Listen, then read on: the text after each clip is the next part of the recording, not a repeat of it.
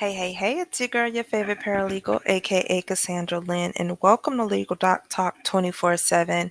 Hey, y'all, so this is a quick update. I just got an alert on my phone that Diddy's superseding indictment has been updated. Let me go back to my email. And I ended up I have so many emails on my phone. Yes. So Sean Combs' case now superseding indictment has special sentencing factors. So I do have the letter, and I do have the superseding indictment. This will be the third time that it has been updated. I think the third or fourth time, one of those times. But I want to just quickly give you guys an update before I get out of here and do this loan signing. So, without further ado, let's get into the letter. So, the updated superseding indictment was actually filed last night, and then the prosecution of the government filed their letter just kind of giving us an overview of what was updated in the indictment.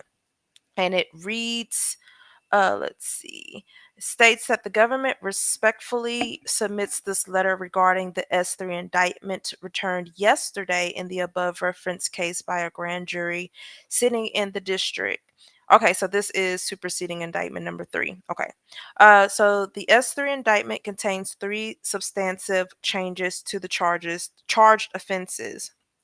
First, let me see. So first, we have the count 4 charges an additional substantive count of X trafficking by force, fraud, or coercion with respect to victim number 2. Victim 2 was previously identified as a victim of X trafficking in count 1 of the S2 indictment. Second, count 1 has been amended to include a second special sentencing factor related to the new X trafficking offense charged in count 4.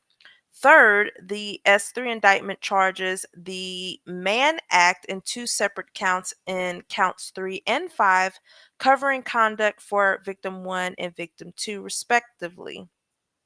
The S2 indictment previously charged this conduct as a single Mann Act offense. In addition, the language of count 1 contains 2 non substantive changes clarifying that the defendant kidnapped and carried and displayed a firearm to female victim and that the defendant dangled a female victim over an apartment balcony.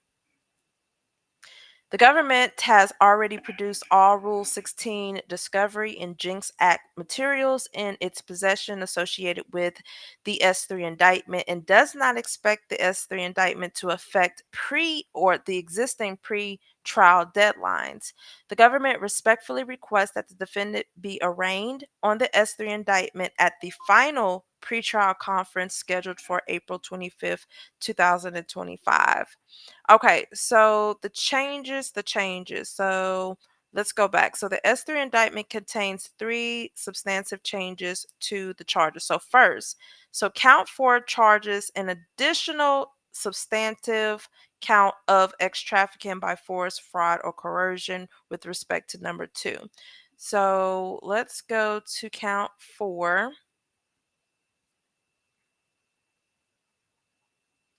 Man, this man here. Oh my God. Oh Lord, we're only on count 2. There we go. Count 4. All right, so count 4 reads the grand jury further charges from at least in or about 2021 up to and including or about 2024 in the Southern District of New York and elsewhere. Sean Combs, and I'm not going to read all his aliases, the defendant in and affecting interstate and foreign commerce, knowingly recruited, enticed, harbored, transported, provided, obtained, advertised, maintain, patronize, solicited by any means a person, knowing and in reckless disregard of the fact that means of force, threats of force, fraud, and coercion, as described in Title 18 of the United States Code, Section 1591, Paragraph E2. and any combination of such means would be used to cause the person to engage in a commercial X act and attempted, aided, and abetted, and willfully caused the same, to wit, Combs recruited, enticed, harbored, transported, and maintained victim two, and attempted, aided, and abetted, and willfully caused victim two to engage in commercial X acts, knowing and in reckless disregard of the fact that victim two was engaging in commercial X acts as a result of force, fraud, and coercion. So that is the first change that they made into there.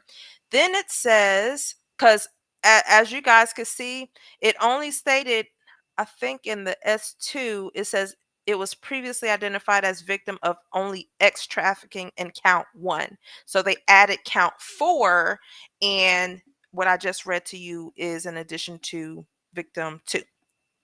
The second addition, count one, has been amended to include a special sentencing factor related to the new X trafficking offense charged in count four. Whoo, Lord. They sending us for a loop, y'all. So let's see where they added that.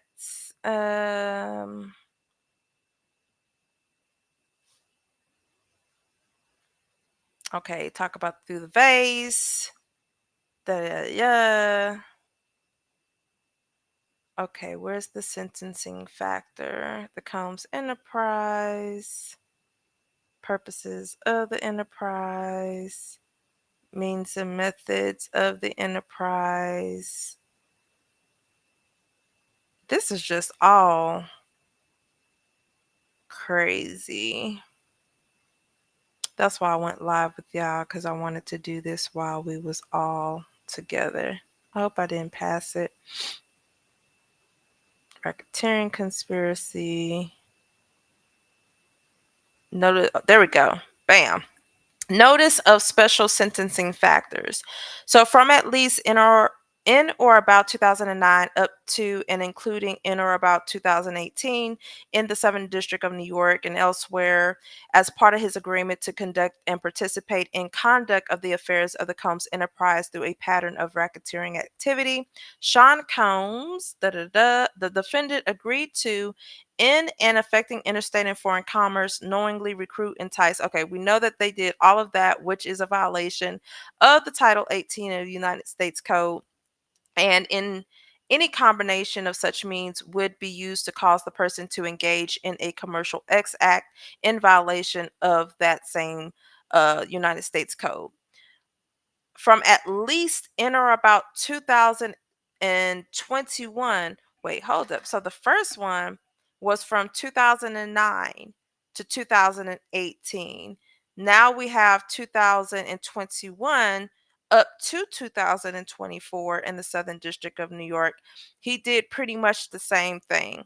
So they're including the date. So pretty much from the time periods 2009 to 2018, and then 2021 to 2024. They want to make sure that they have the years where the incidents took place, so they can understand and I believe this is for victim two. So victim two during this time period. So this is what they need to look at. All right. And then the third, it says the S3 indictment charges the Mann Act in two separate counts, in counts 3 and 5, which covers what Diddy did to victim 1 and victim 2. So count 3, so it's just going to be the same. So count 3, which is this. So from 2029 to 2018, that's count 3. And then count 5 from 2021 to 2024. So during the time periods that I just told you guys about, for victims, what they say, victim 1 and victim 2.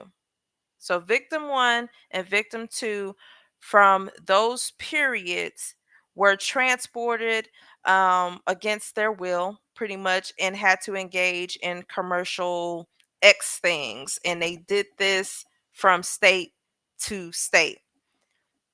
And it says with the intent that they engaged in prostitution. Okay. So the superseding indictment pretty much included well, I don't want to say new allegations, but it changed the added an additional substantive count in regards to X trafficking for victim two, and then it updated these special sentencing factors as far as the dates goes from that 2009 time periods to 2018, and then 2021 to 2024.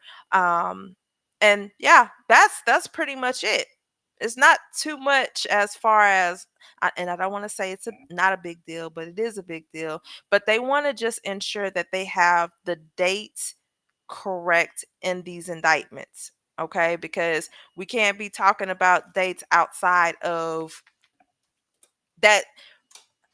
One, we know about Cassie. Let's put it that way. Now, whoever the other victim is, the other two victims, I have no clue. Now, more than likely, victim three is probably one of the ex workers, or is that victim two? It's one of them. But if y'all know who it is, definitely put it in the comments below. But I just wanted to update you guys in regards to the updated indictment. I will probably post the superseding indictment in the group so you guys can kind of read it for yourself. But the letter specifically says exactly what was updated on the indictment for everybody to see. All right. So y'all let me know what y'all think about this in the comments below. Don't forget to like, share, and subscribe. Until then, you all be blessed and I'm out. Bye.